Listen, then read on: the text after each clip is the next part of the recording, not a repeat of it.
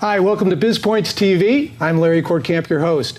Biz Pointz will introduce you to new and changing technologies, smart business practices, and the people that are making an impact in our small business communities. We have an excellent show in store for you today. We're going to delve into the world of technology, cybersecurity, and the ethical questions that surround that. I think you're going to enjoy it. We'll be back in just a minute to get it started. Create a stronger and more dynamic business. Larry Kortkamp, founding partner at the Kortkamp Group, talks with industry insiders about trending topics moving the needle for local business today. Here's your host, Larry Kortkamp. Hi, and welcome back. Today our topic is cybersecurity, ethics, and technology. Our guests today are experts in their field and will give us a unique perspective on how all that plays together in the real world. So my first guest is Paola and Saibene, didn't want to mess that one up, and Kyle Roberts, Dr. Kyle Roberts. And with us today, these two have a breadth of experience that really is unique in the industry, and I think you're going to enjoy our conversation.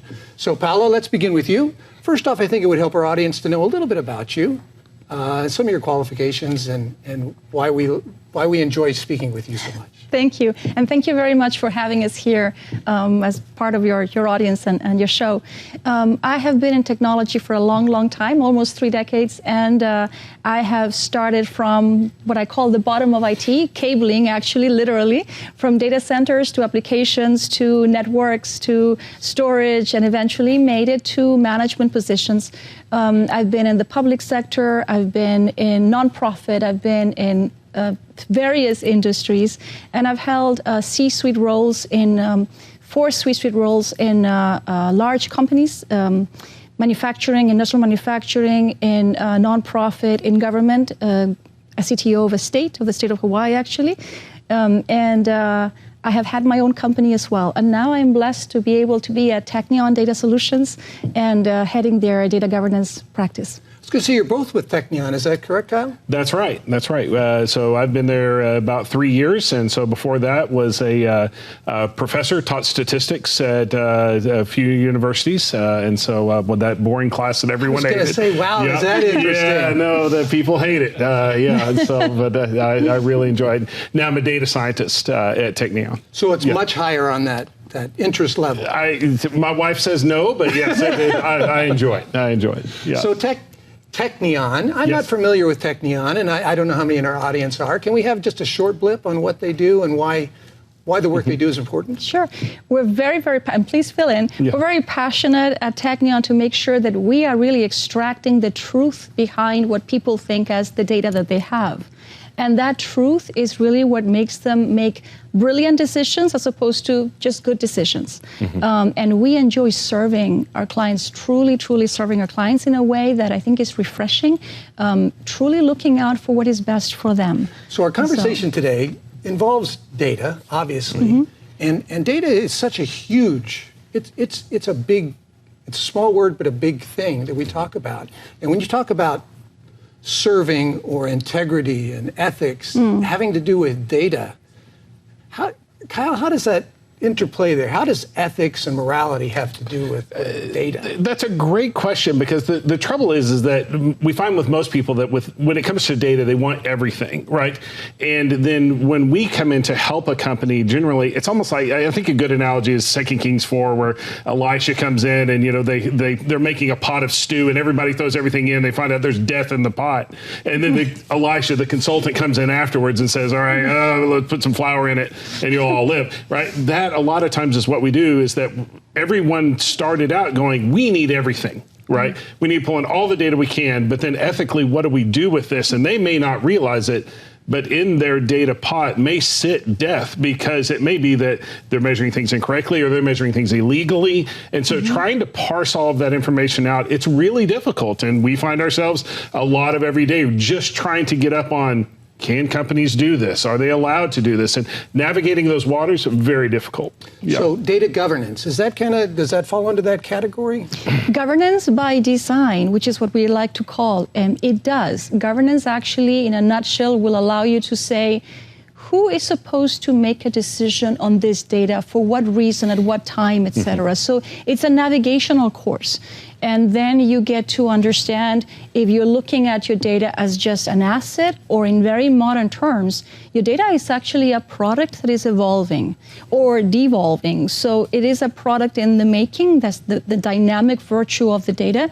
And if you are not treating it in a way where you're keeping that health active, then you are mistreating the data. So in the industry, are you considered more of a, I know it's a crude term, but is it data mining? Are you hired to get data points for your particular client and then provide that client with this data? Is that what you're doing? Great question. So sometimes it is kind of data mining, that helping them realize what do they have and what is useful.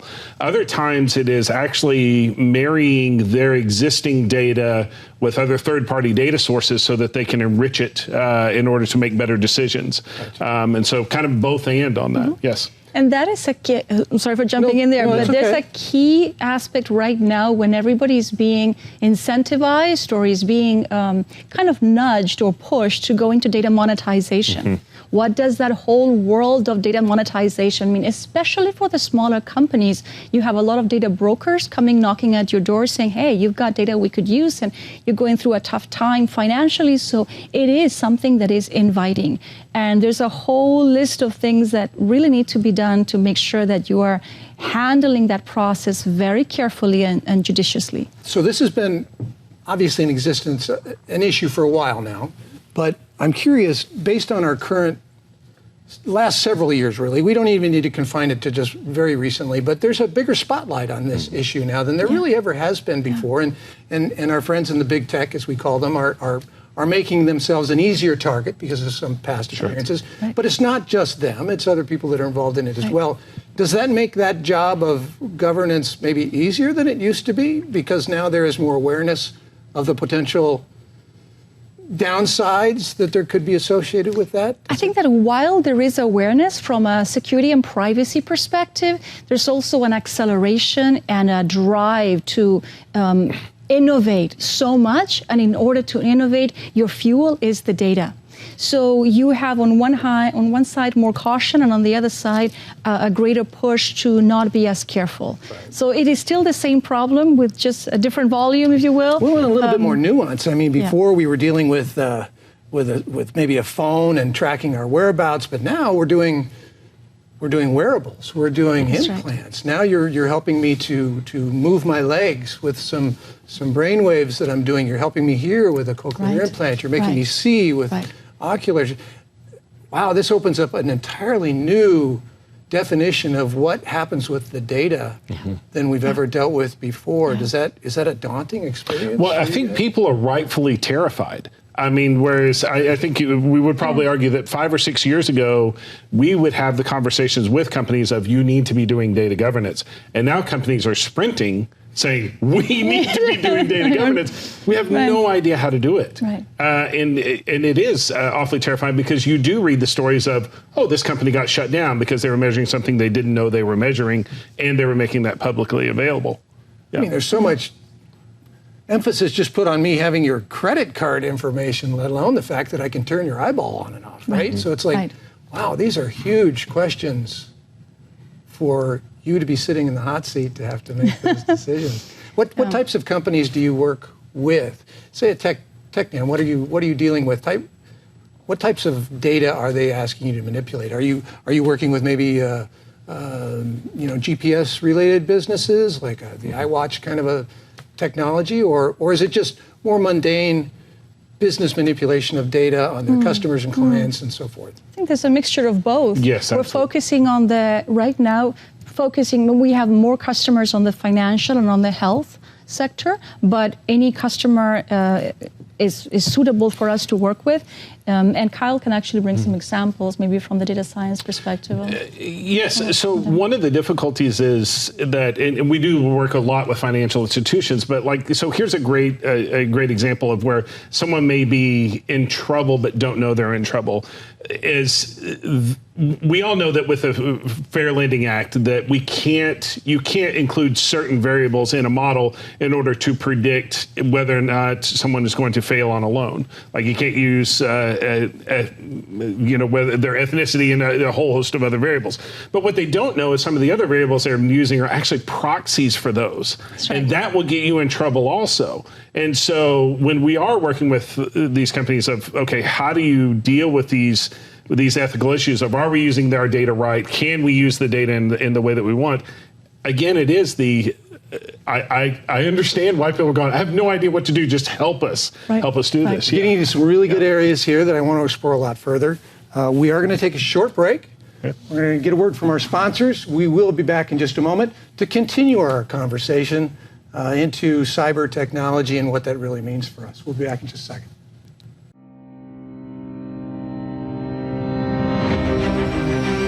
My American dream is to help you stay healthy and energized so you can live your American dream. Our American dream is equipping future generations of American dreamers. My American dream is to protect my community so they can live their American dream.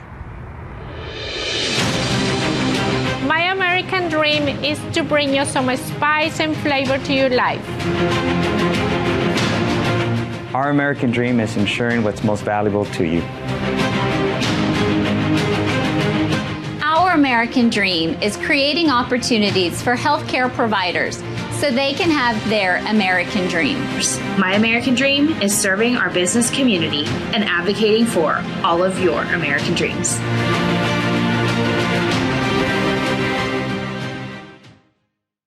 Business runs on technology, and human beings are creatures of habit. Unfortunately, not all our habits are good. Technology, when it works, is supposed to make our lives easier, creating routines that allow us to protect customer data, track our progress, forecast the future, communicate better, and move much faster. So, you need technology solutions that work when you're not working, or simply not paying attention. Smart technology solutions, making the complicated uncomplicated. Hi, welcome back to continue our conversation on cybersecurity, ethics, and technology.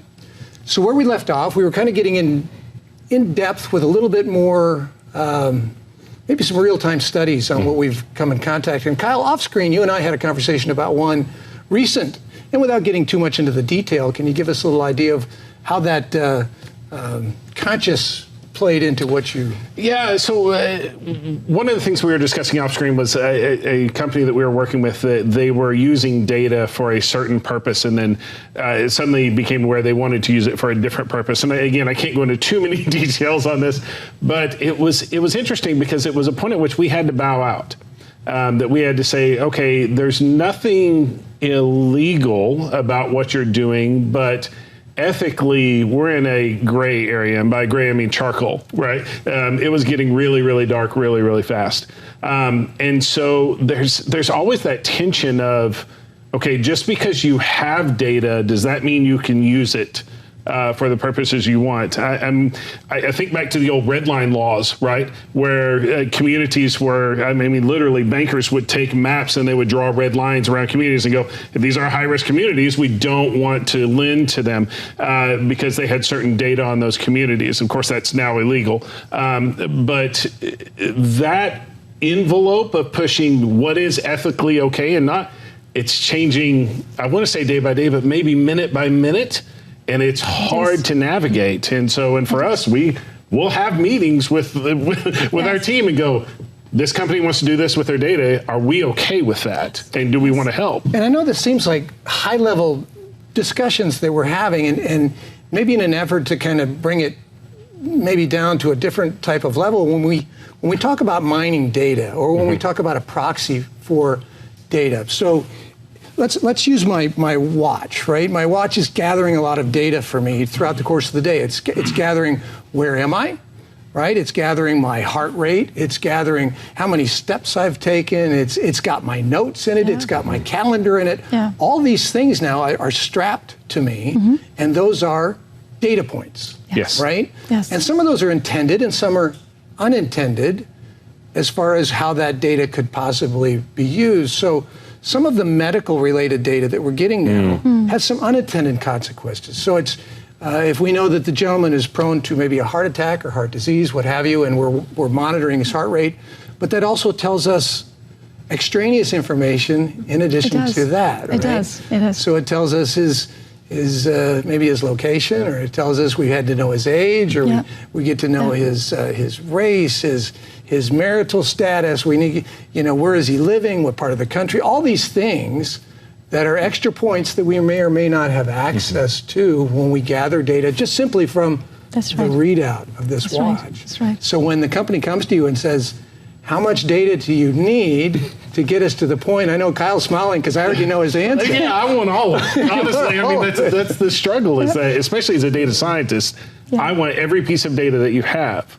Now, should I be using every piece of data that you have? And a great example of this, like with your watch. Let's suppose that a company one day that's, gathering all the information from your watch could know that you're about to have a heart attack. Let's suppose that's possible.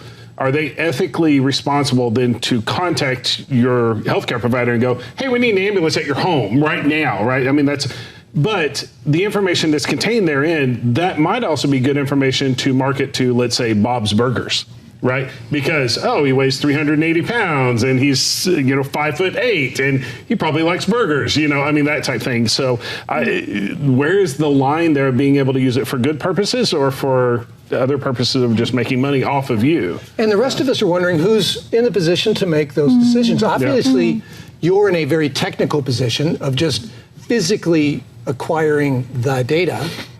You may be more of a situation where you're having to think about the data. Yes. And then you're also in the position maybe you have to interact with the client, with your company, keeping in mind of us out here and how we think about that. So his decision may be, we know, right? He wants more. And really, he can't give you what he wants unless the more he knows, the easier it is to give you that. It's just that how much does the client need to get? And what happens to the leftovers? Are they retained? Are they used? And how detailed is that? I think people are hungry for some conversations regarding some denominators. So I like to go always a little bit backwards. What do we value as a society? Do we actually take the effort to rank things? Yes, I'm willing to let go of these rights or these privacy or this danger. I'm willing to just relinquish that for the sake of this benefit.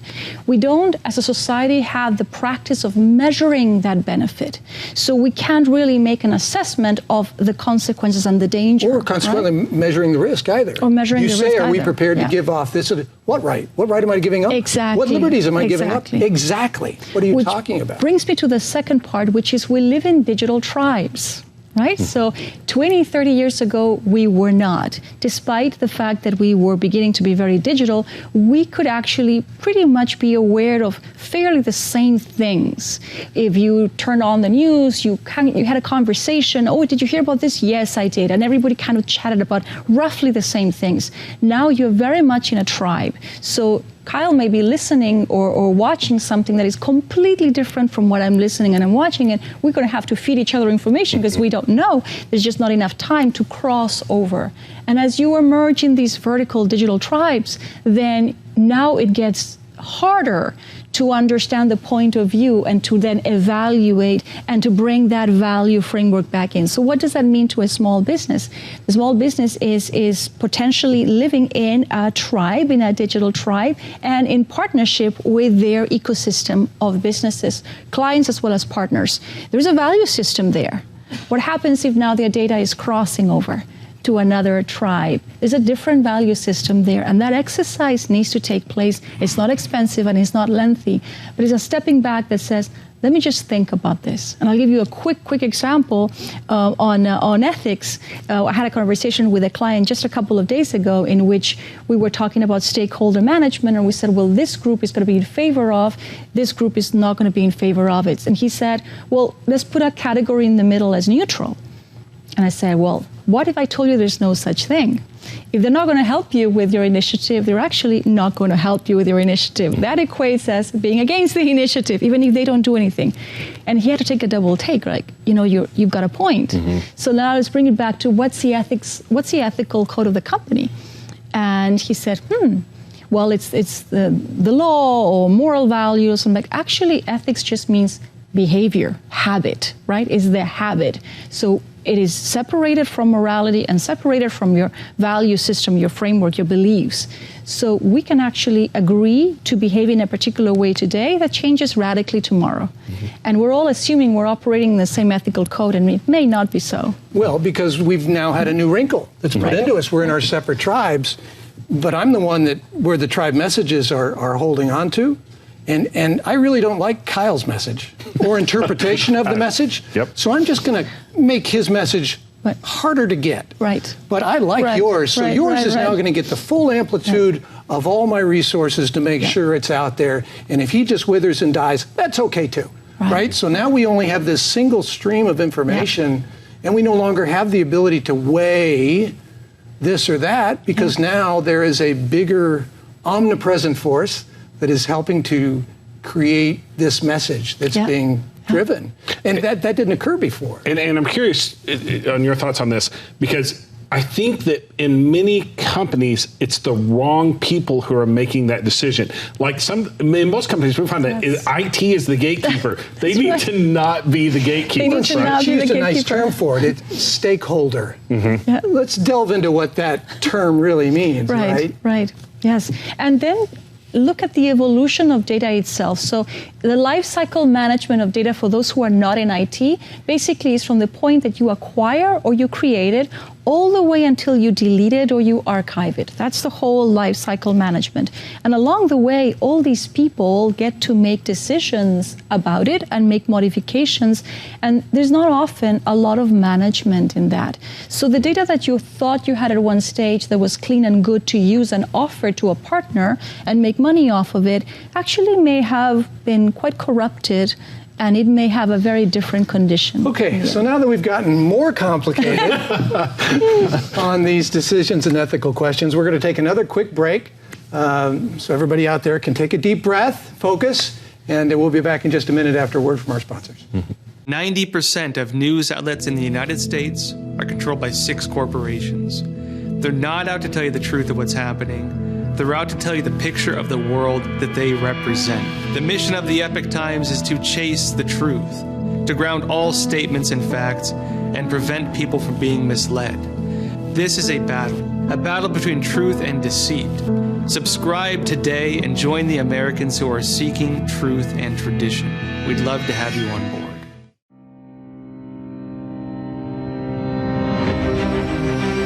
My American dream is to help you stay healthy and energized so you can live your American dream. Our American dream is equipping future generations of American dreamers. My American dream is to protect my community so they can live their American dream. My American dream is to bring you some spice and flavor to your life. Our American dream is ensuring what's most valuable to you. Our American dream is creating opportunities for healthcare providers so they can have their American dreams. My American dream is serving our business community and advocating for all of your American dreams.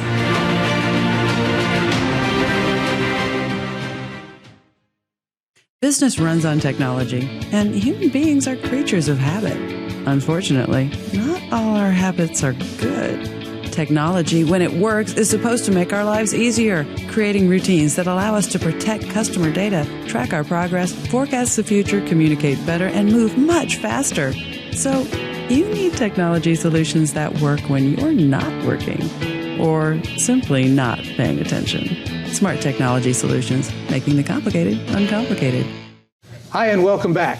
We're going to take this down just to actually change direction a little bit. We've been talking about data, how we mitigate risk, how this involves us at a business level, but actually it's more than that today. So we touched a little bit on medical, but now a subject that's very true to a lot of us is how this impacts our kids, right? That's right. And how this data now is becoming more of a factor in how our schools are funded, how they're operated, how this impacts our kids.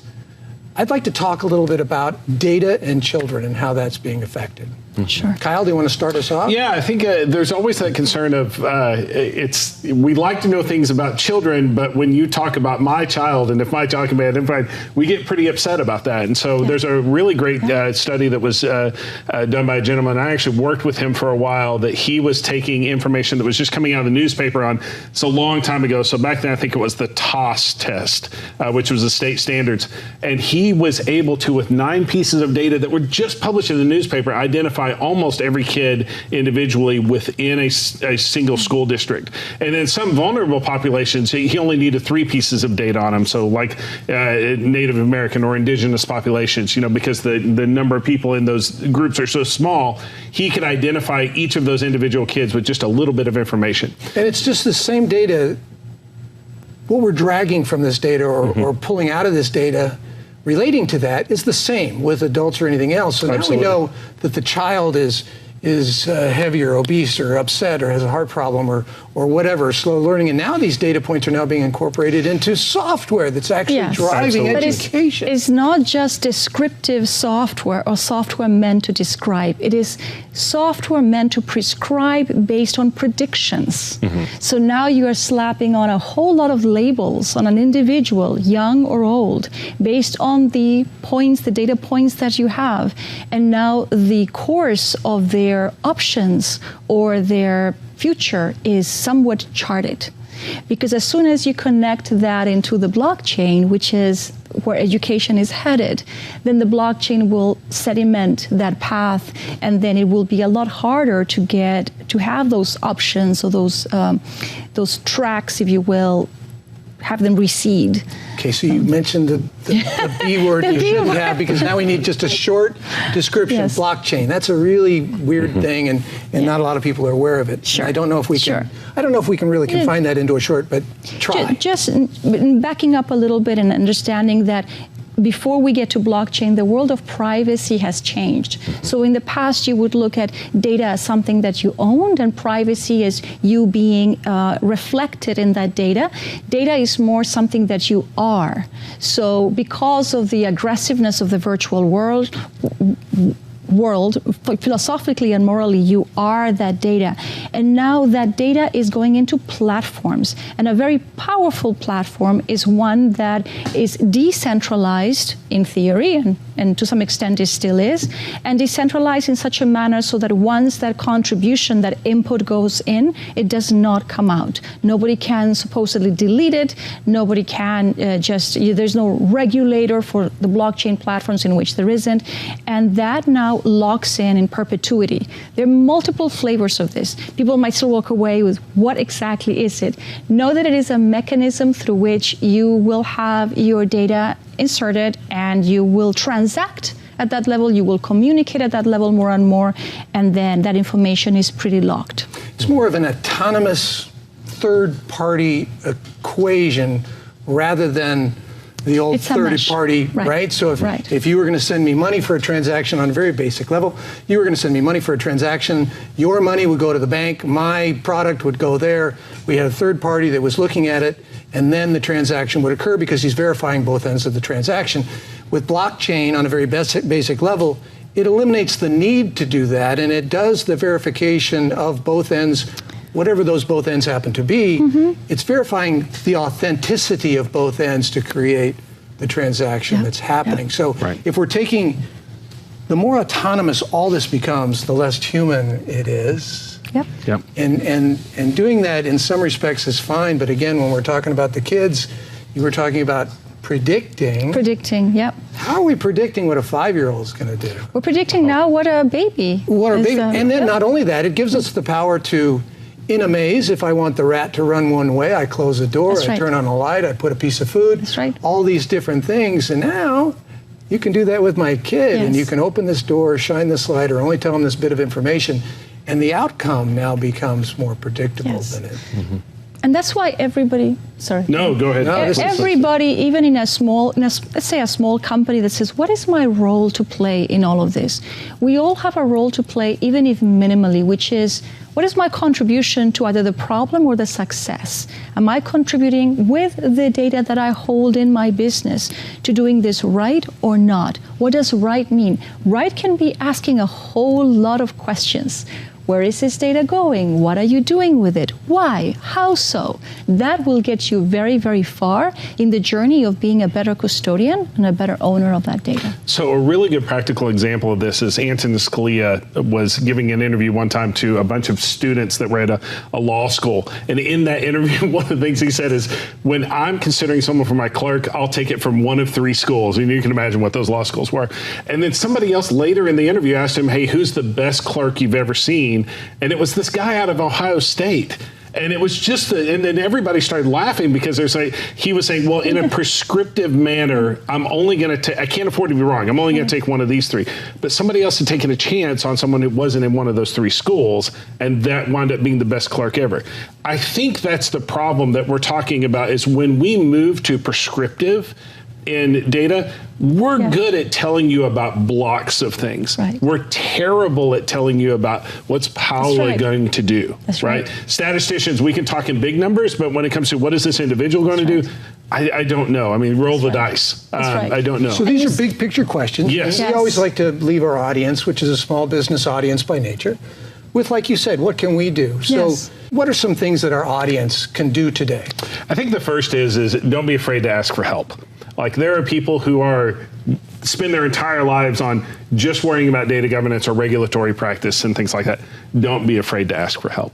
And Paola, I know you have some key takeaways from you. I think a couple of really important ones for companies is don't rely too much on automated talent management or automated recruiting, because those algorithms are amazingly flawed.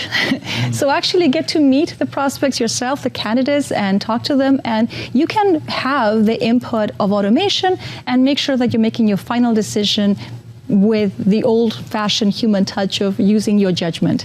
And then secondly, I would say if you're sharing data with anyone, or if anybody is in your shop doing development of code of any kind, or if you're partnering with somebody that is doing code, ask a lot of questions there as to how clean, what is the governance of that code? Because you could have everything in your shop really lined up nicely, but somebody else that you're working with, a third party, is actually not doing their due diligence. So you need to make sure that you want evidence that things are being done well according to best practices at least. Anything else, Kyle, before we leave today? I think Paola just summed it up perfectly. I love models. They're not always good. So don't always trust them. Okay. Paola Saibene, Kyle Roberts, thank you very much for joining us today. Thank you. I hope our audience has gathered something from this conversation, and I hope you join us on the next episode of Biz Pointz TV. To be a guest or request sponsorship information, contact the Kortkamp Group at 972-824-8001 today. Production and programming information requests for the OBBM network should be directed to Offbeat Business Media by calling 214-714-0495 or send your request to info@offbeatbusiness.com. Biz Pointz TV, podcast, and radio show are produced by Offbeat Business Media for the OBBM network. Unauthorized use of logos, audio, video, or reproduction is strictly prohibited.